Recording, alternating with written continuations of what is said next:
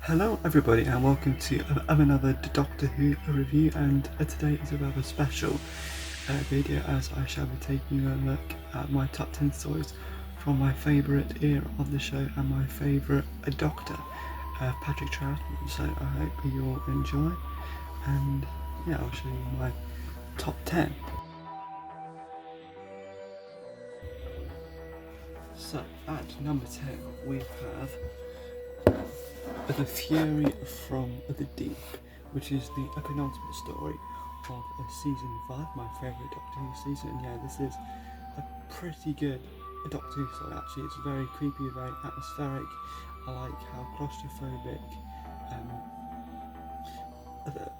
this story is set on the gas refinery, which is really helped by Dudley Simpson's score, which is very evocative.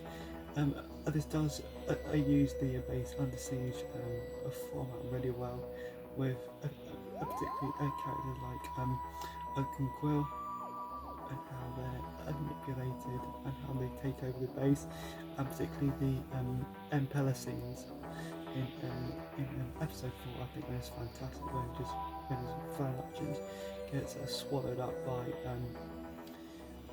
by the foam, and just the monster itself is just this sort of creepy, ominous thing that just exists in the background, which I think is really well done and excellently realised by the production team. Now, I also think that Victoria Waterfield's exit is fantastically handled in this story, and I really like how they kind of show that her relationship with Jamie has blossomed, and there is hints of a romance between them, which I think is quite subtle and really well done. Actually, I think it kind of beats a lot of the new series attempts, which kind of hit you over the head with a bit of a sledgehammer sometimes emotionally, which I think isn't always the best approach. So yeah, Fury from the Deep is a fantastic story. Now, it would be higher up on the list, but I do have some problems with it, as there is some slight padding towards the end of episode 4, and I think at the beginning of episode 6 with the helicopter chase, it does feel quite padded out in places, and I think the resolution is a little bit too obvious, because I think from the beginning of maybe between the halfway point of episode 2, you kind of know how it's going to be a defeat, which I don't think is a good thing, really. So yeah, and it is quite annoying to watch, kind of knowing that is of what's coming. So yeah, some slight padding issues. The fact that the resolution is very obvious from the beginning of the second episode does kind of dampen my enjoyment of the story, and maybe that's because of the way that it's animated. But yeah, I do find this one a bit overrated, which is why it isn't as high as some stories on the list. As that was number 10, Fury from the Deep. And now on to number 9. For number 9, we have the Second Doctor's final story, which is the 10-part epic, The War Games. Again, absolutely fantastic story, and it really kind of gives Patrick Troughton's era the send-off that it quite rightfully deserves. This kind of 10-episode epic spanning across all different time zones. All the performances from the cast are excellent in this story, and I really like the grittiness and the depth, particularly during the First World War sequences, which I'm guessing would still have been quite it would have been in living memory for quite a few members of the audience in 1968. So I really like how they handled that, and how gritty it is. At the same time, all the characters are excellent, and casters, and I can't remember her name, but the nurse character who helps them are both excellent written. The Time Lords, it's their first appearance, and they sort of hold this creepy malevolence which they don't really have again ever, really, apart from maybe when they're mentioned in the new series. to begin with before they're shown again. But yeah, a fantastic send-off for the Second Doctor's era. I'd highly recommend it that you ever pick this up or watch it on iPlayer. So that was number 9 of the War Games. Now on to number 8. At number 8 we have a story which I think was quite appreciated until it was animated about 6 years ago. So that was the Macrotel, which is from season 4. Now this story I've always enjoyed because I had the audio release, but I didn't enjoy it fully until the animation came out, which is helped by the fact that this is fantastic animation, easily probably my favourite. I think is sort of quite close between this one, Evil of the Daleks, and the Moon Base, between my favourite. Maybe a combination of all of the styles will probably make it the perfect animation for me. But yeah, Macroterra is a fantastic story. I like all its themes of a dystopian society run by autocratic rulers, and how their themes of manipulation, particularly how it shows Ben to be the most easily manipulated, which I guess you could kind of inject some kind of social commentary onto. And I like how it's kind of a parody of a British holiday camp. At that time, all those elements are kind of quite obvious. If you've seen the story, and perhaps if you have memories of British holiday camps, you might kind of understand what I mean by that. So yeah, this is a fantastic story. The Macra itself, whilst not the best monster, they are very well represented in this animation. So yeah, this is a fantastic story, highly recommended, excellent animation, 9 out of 10. So yeah, that was number 8, the Macroterra. Now on to number 7. This one was at one point a lost classic, but then it was returned to us in 2013. The Web of Fear. Now, of course, not the most recent missing episode recovery with the recovery of the Daleks Master Plan, episodes 1 and 3. But yeah, this was at one point it was thought that this would be the most recent episode to be a recover, which I would not have been ungrateful for, because this is another fantastic crossover atmospheric story. The black and white works really well with the story because of how it's kind of set underground and all the shadows in the tunnels. Yeah, I can't see this one working in colour at all. The Yeti itself are brilliant. I do like their designs, but I prefer their portrayal in their earlier stories. So yeah, the Web of Fear is excellent. I really like the whodunit element of the story, because there is a lot of mystery as to who's under the influence of the Great Intelligence. So I really enjoy that. And Edward Travers makes another fantastic appearance in this story. I love all the cliffhangers. The Battle of Covent Garden sequence is excellent and really well put together and really well directed. The first appearance of the Brigadier is also amazing, and Nicholas Courtney puts on an absolutely fantastic performance in this, and I can understand why they would have chosen him to spearhead the unit element of the show. So yeah, this is a fantastic story. So glad most of it exists. I haven't picked up the special edition because I think the animation isn't particularly good, and it isn't something I'm particularly interested in watching. I would much rather either watch the reconstruction on this DVD or listen to the audio CD version of episode 3. So yeah, I'm quite happy with this DVD release, and yeah, fantastic story. Number 8 was the Web of Fear. My only really weakness with the story is the fact that the ending feels very kind of rushed and sort of all too convenient, I think, which is it sort of seems a bit naff actually when you watch it. But I think that was to foreshadow a Yeti story in season 6, but obviously that never happened. So that was number 8. No, that was number 7 even. The Web of Fear. So now on to number 6. This was another story which has been recently animated. Number 6 is the Faceless Ones. Now this is another story I also really enjoyed on the audio CD release. The again the mystery and the murder mystery element is who's behind the abduction of the young people does work really nicely on audio, but it also works excellently in the visual itself, because you're not having to concentrate on looking at the sets and thinking how it would have looked with the direction choice. But yeah, this is another fantastic story.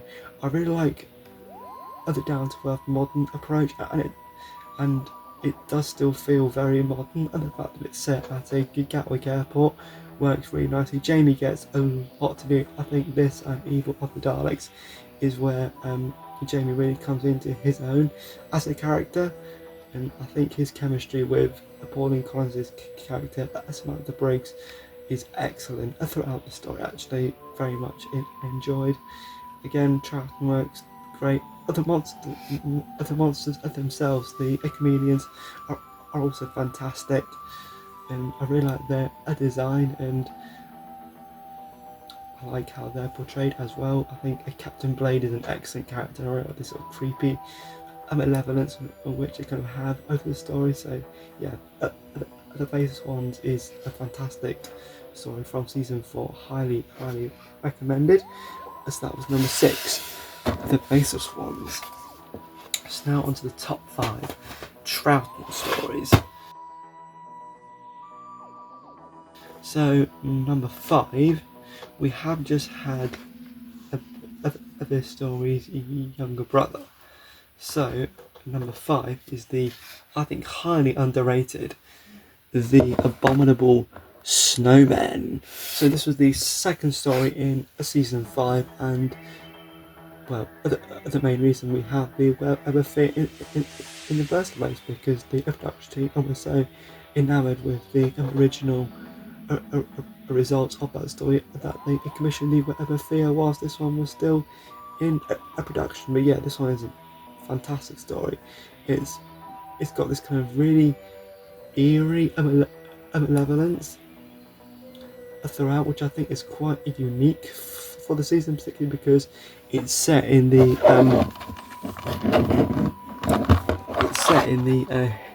Himalayas, and there's this sort of quite eerie atmosphere even throughout.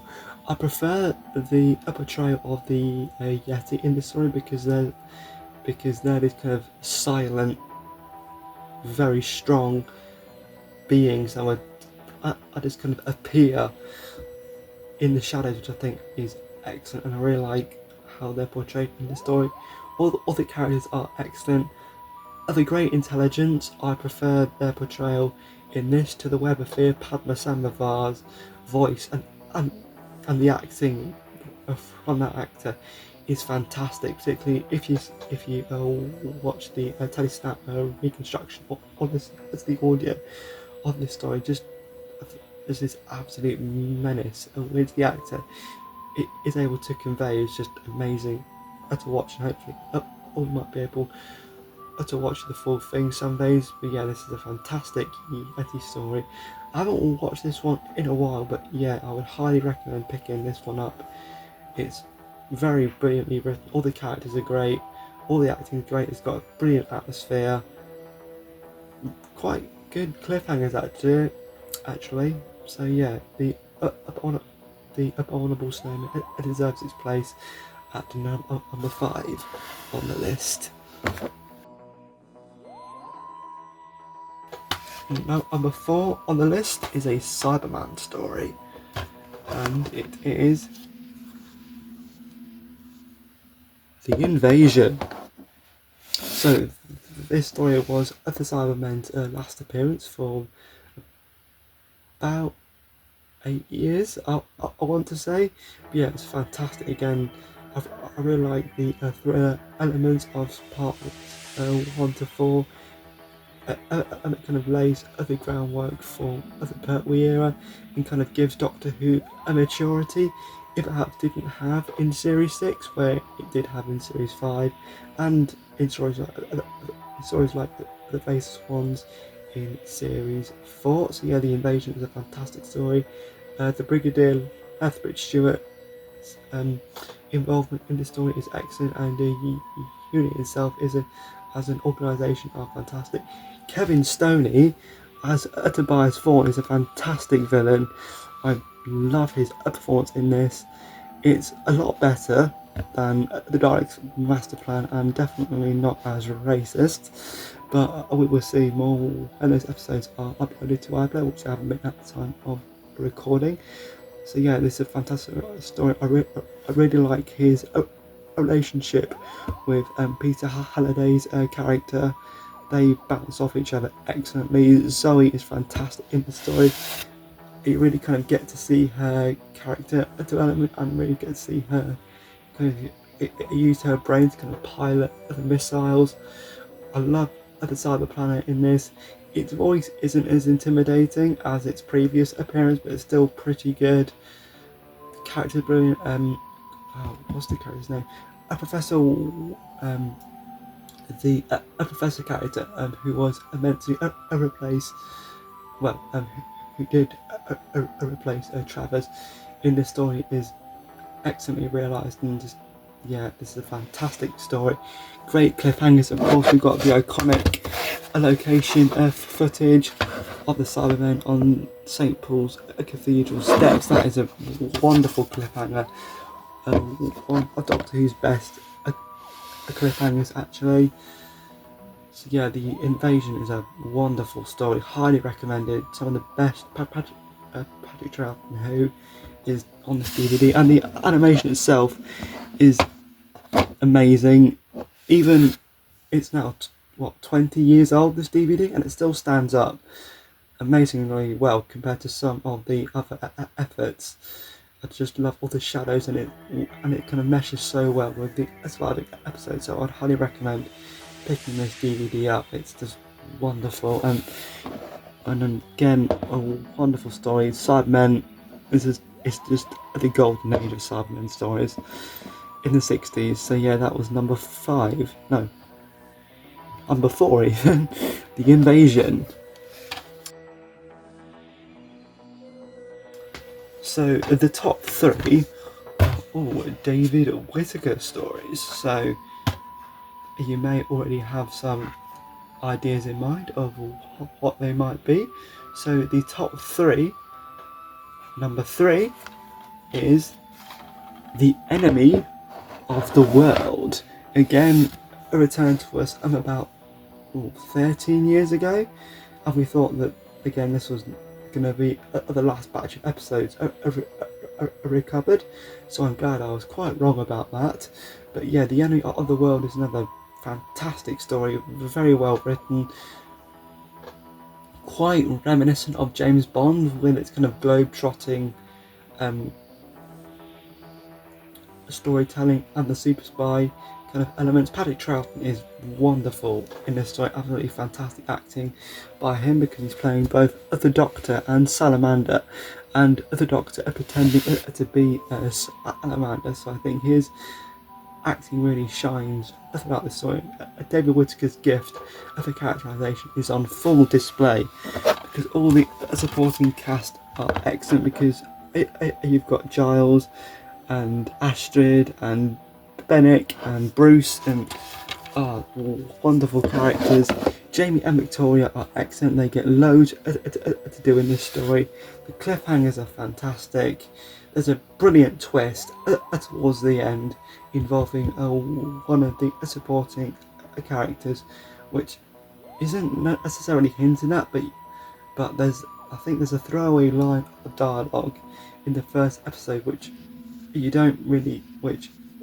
ignore at the time, but once this twist occurs towards the end, it makes so much sense, and it kind of takes you back. But yeah, this is a brilliant story. I'm so glad all of this exists and it can be appreciated by the Doctor Who fan community. Again, 10 out of 10, fantastic bit of Doctor Who this one is. As that was number 3, Enemy of the World. So, number 2 is a Dalek story. And at one point this was, or well maybe is, was my favourite Doctor Who story of all time, and I'm so glad that I've been able to watch this on DVD. Number 2 is The Evil of the Daleks. So yeah, for anyone who's seen a review of this story on the channel, if you haven't, go and watch it.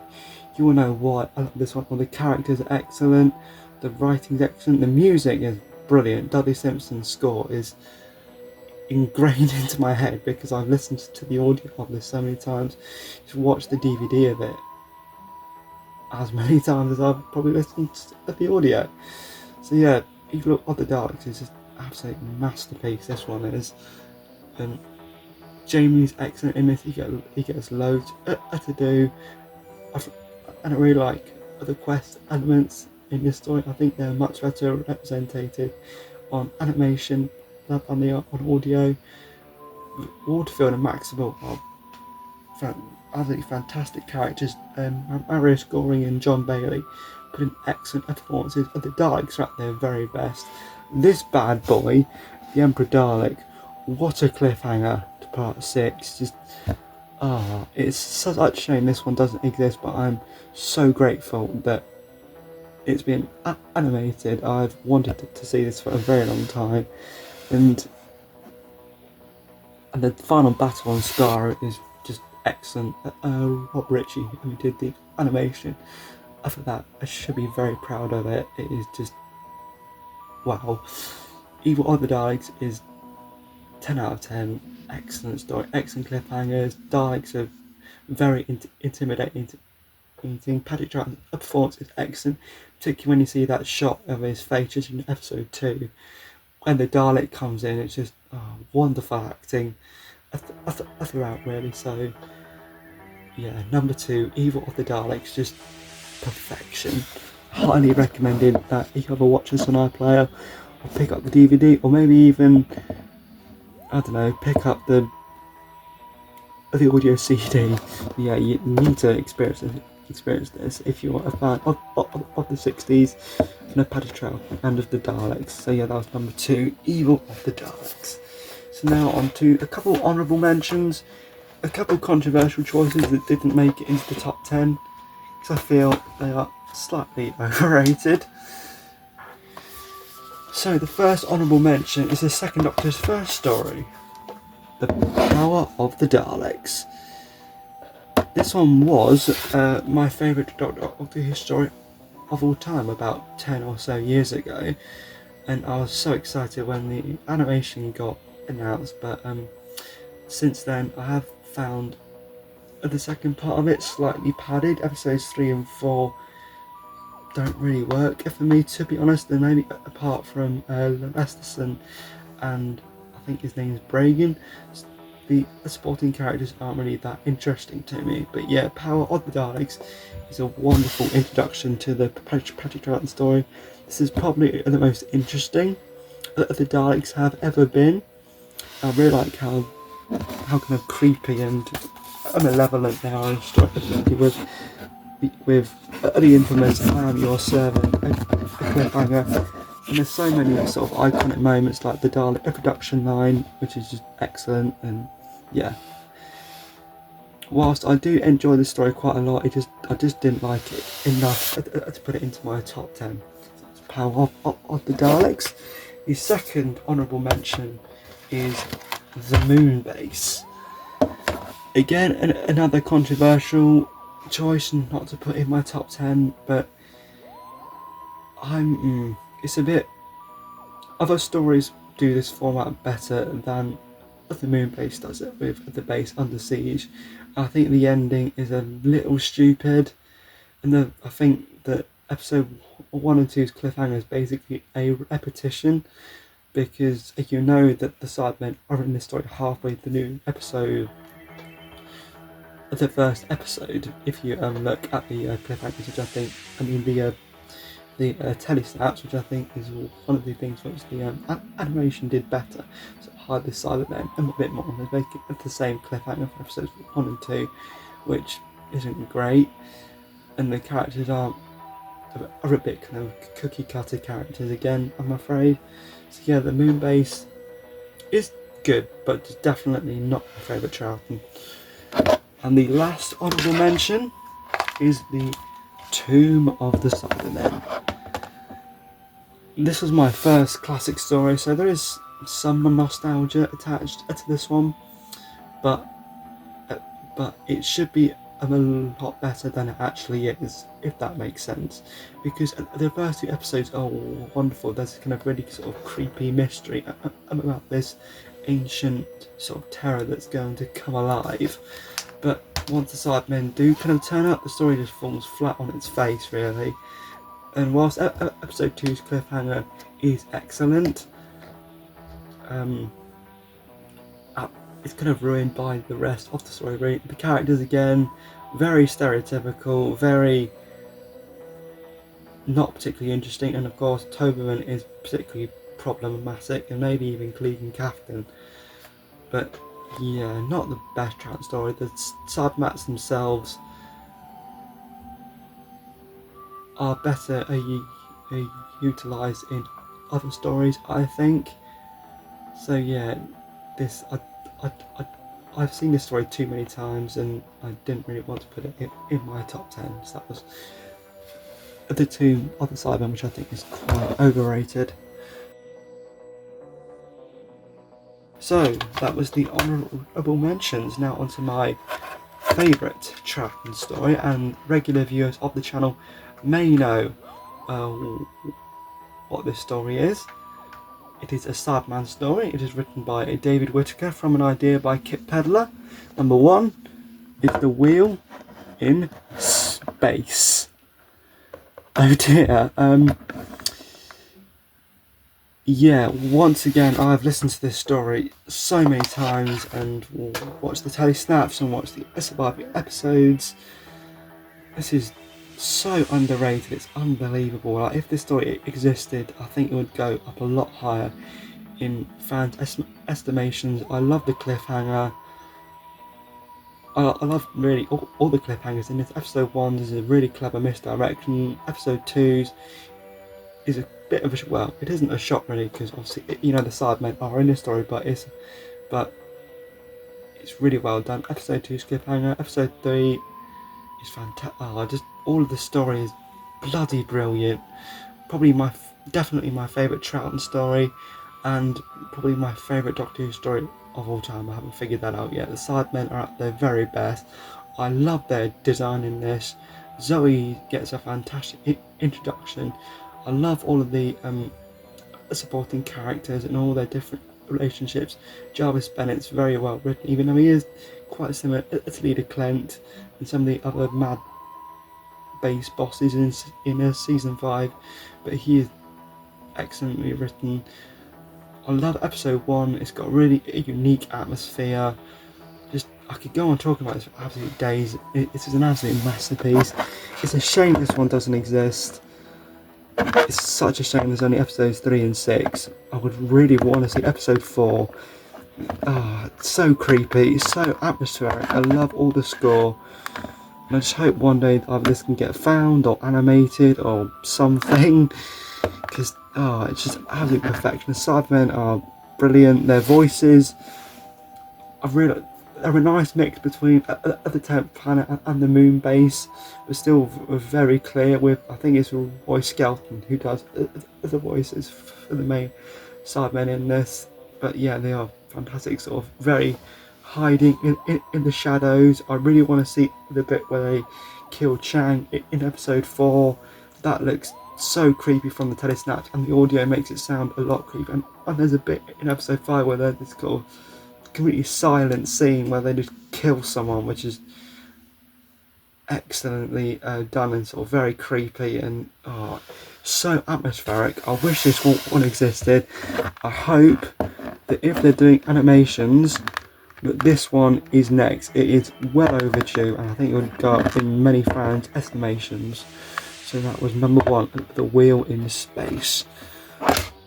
Definitely my favourite Troughton story, and if I had to pick a favourite Doctor Who story of all time, it would probably be this one. So yeah, that was my top 10 second Doctor stories, with number 1 being The Magnificent Wheel in Space. I hope you've all enjoyed this video, and it's probably been one of my favourite videos to record. It's having my favourite era of the show. I hope you will enjoy it, and I'll see you in the next video.